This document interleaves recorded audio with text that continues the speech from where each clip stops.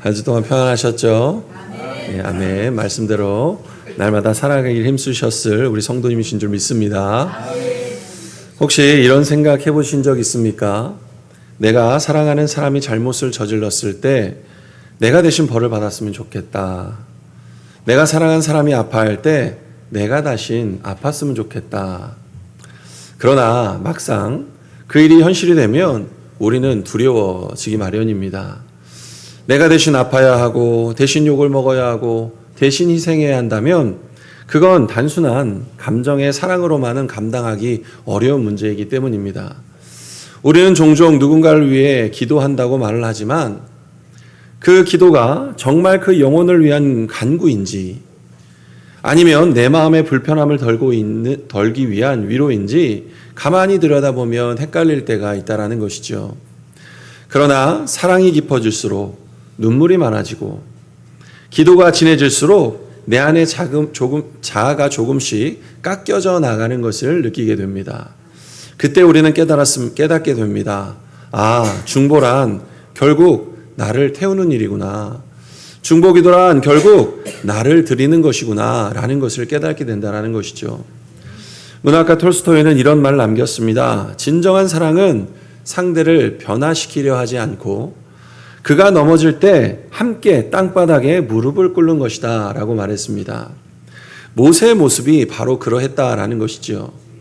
그는 백성이 하나님 앞에 반역했을 때 그들을 정죄하거나 외면하지 않았습니다. 오히려 그들을 위하여서 함께 무릎을 꿇었다라는 것이죠. 성도 여러분, 누군가의 잘못 때문에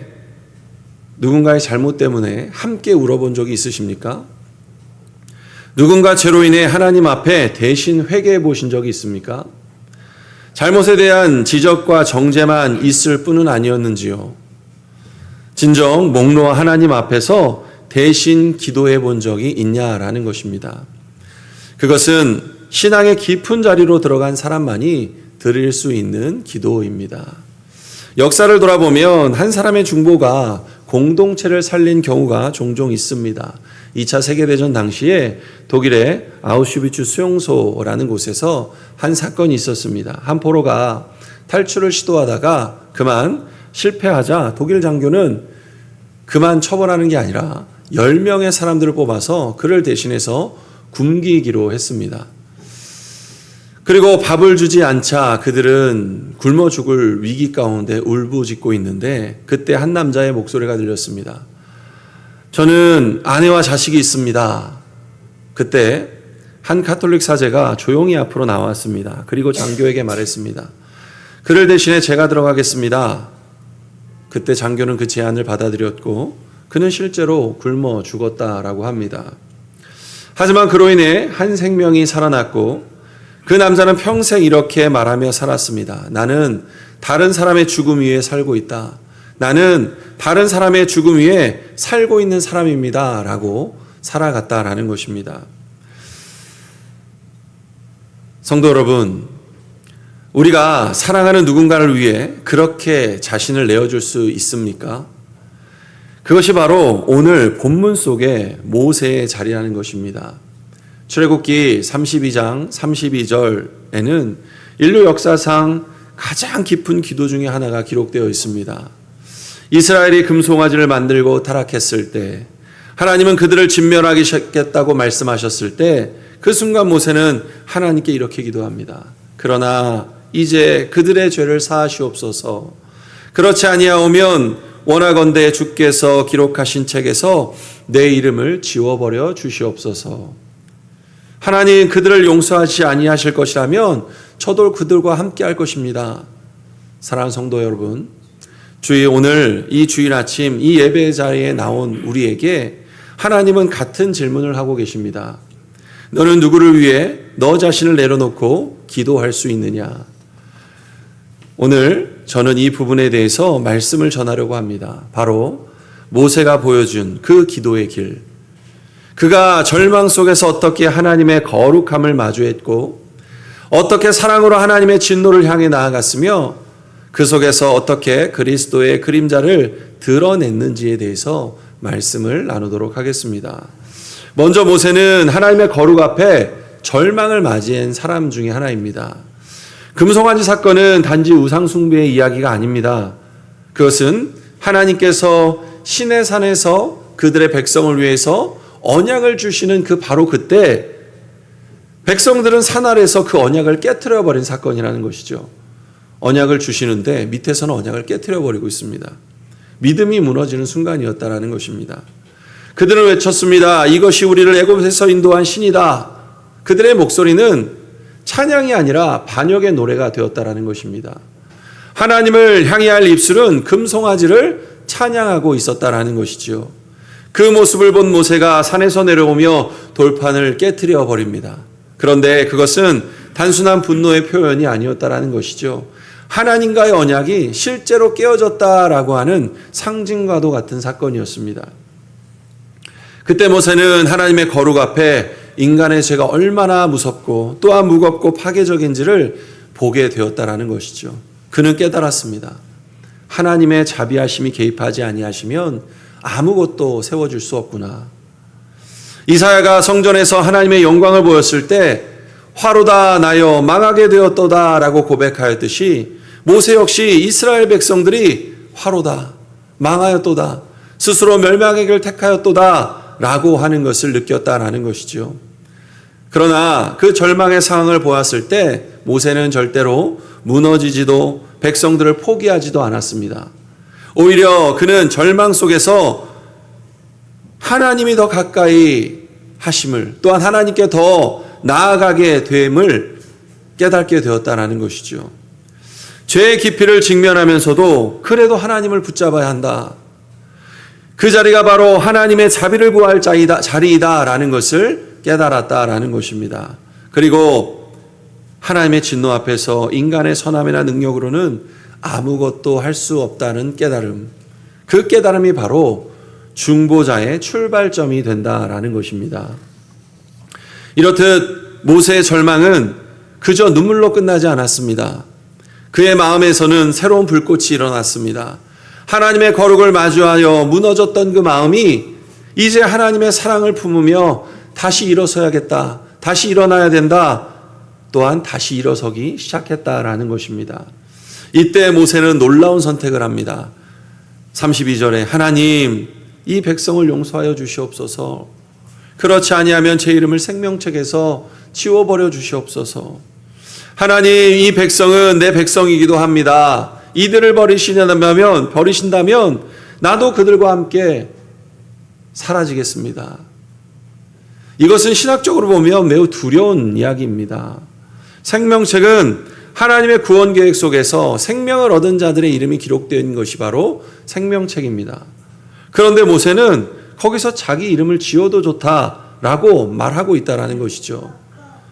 그런데 이건 절망의 표현이 아닙니다. 사랑의 극한 표현과도 같습니다. 마치 어머니가 자식을 위해 차라리 나를 대신 치세요라고 말하는 것처럼 그의 마음은 사랑과 긍휼의 자리에서 터져 나오고 있는 간구의 모습이었다라는 것입니다. 모세의 기도 속에는 이미 하나님의 구원의 빛이 비춰주고 있었다라는 것이죠. 그가 보여준 그 마음은 장차 오실 예수님의 마음과도 너무나도 같았습니다.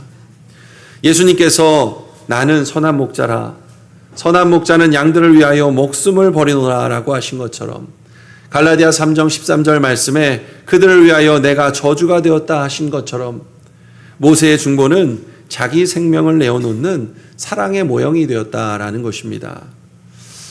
손양원 목사님 다들 아십니까? 그 목사님에겐 2명의 아들이 있었습니다. 그런데 그는 공산당에게 총살을 당하게 되었죠. 그 이유는 예수님을 부인하지 않는다는 이유였습니다. 후에 그 가해자들이 세월이 지나 체포되었고 사람들은 목사님에게 복수를 권하였습니다.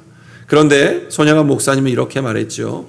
내 2 아들의 피로 당신의 영혼이 구원받을 수 있다면 그보다 더 큰 은혜가 어디 있겠습니까? 라고 말하며 오히려 그들을 자신의 양자로 양아들로 받아들였습니다. 그의 선택은 세상이 이해할 수 없는 사랑의 선택이었습니다. 그 사랑은 단순한 감정이 아니라 하나님의 마음을 품은 중보의 사랑이었다라는 것이죠. 세상에는 사랑이란 단어가 참으로 넘쳐납니다. 그러나 진정한 사랑은 언제나 자기 희생의 자리에서 드러난다는 것이죠. 사랑이란 기분이나 감정이 절대 아닙니다. 누군가를 위해 자신을 내어주는 의지적인 행위가 바로 사랑이라는 것입니다. 우리는 사람을 사랑한다라고 말하기는 쉽지만 그 사람의 죄와 상처를 함께 짊어지고 나아가는 일에는 주저하게 되어 있다는 것이죠. 나의 안위를 내려놓고 다른 사람의 구원을 위해 자신을 내어주는 일, 이것이 바로 중보의 사랑이라는 것입니다. 모세의 기도가 바로 그와 같았습니다. 하나님의 진노의 한가운데서 자신만 살겠다 도망치지 않았습니다. 오히려 하나님의 마음과 백성들의 죄 사이에 서서 자신의 생명으로 그 간격을 메꾸고 있었다라는 것입니다. 물론 그 모습은 완전하지 않았지만 그 방향만큼은 분명했습니다. 진노와 사랑 사이에 터져나온 중보의 눈물, 진노와 사랑 사이에서 하나님의 자비를 향한 울부짖음이었다라는 것입니다. 이렇듯 중보자의 마음을 품은 사람은 그리스도의 길을 보여주게 된다라는 것이죠. 모세는 결국 하나님께 자신의 생명을 내어놓는 심정으로 기도했습니다. 그 기도는 단순한 개인적인 신앙이 아니라 하나님의 구원의 은혜를 드러내는 그리스도의 모형이 되었습니다. 그는 자신의 백성의 죄를 대신할 수 없다는 것을 알았지요. 그럼에도 불구하고 하나님 앞에 나아가 이렇게 외치게 되었습니다. 그러나 이제 그들의 죄를 사하시옵소서. 그렇게 하지 아니하시오면 원컨대 주께서 기록하신 책에서 내 이름을 지워버려 주시옵소서. 하나님은 기도를 들으셨지만 모세의 제안을 그대로 받아들이지는 않으셨습니다. 32절 말씀에 누구든지 내게 범죄한 자는 내가 내 책에서 지워버리리라.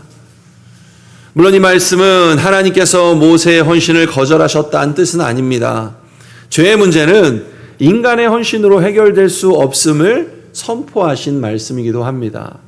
죄를 대속하실 분은 오직 누구이십니까? 하나님 자신뿐 밖에 없다라는 것을 말씀하시는 것이죠. 그러나 동시에 하나님은 그 기도를 통하여서 자비의 길을 열어주셨습니다. 모세의 생명을 취하지 아니하시고 그의 눈물 속에서 미래의 십자가의 사건을 미리 비춰주셨다라는 것이죠. 이것이 바로 중보의 신비라는 것입니다. 하나님은 인간의 헌신을 무의미하게 여기지 아니하시고 그의 헌신을 통하여 하나님의 구속 역사를 준비해 가셨다라는 것입니다. 모세의 기도는 실패한 기도가 아니었습니다. 그의 간구를 통해 하나님의 긍휼이 다시 흘러나아갔고 그 자리에 십자가의 그림자가 드리워지게 되었다라는 것입니다. 하나님은 그의 눈물 속에서 장차 오실 구속자의 모습을 세상에 비추셨습니다. 예수 그리스도께서 십자가에서 이렇게 말씀하셨습니다. 아버지여 저들의 죄를 사하여 주시옵소서. 자기들이 하는 것을 알지 못함이니이다.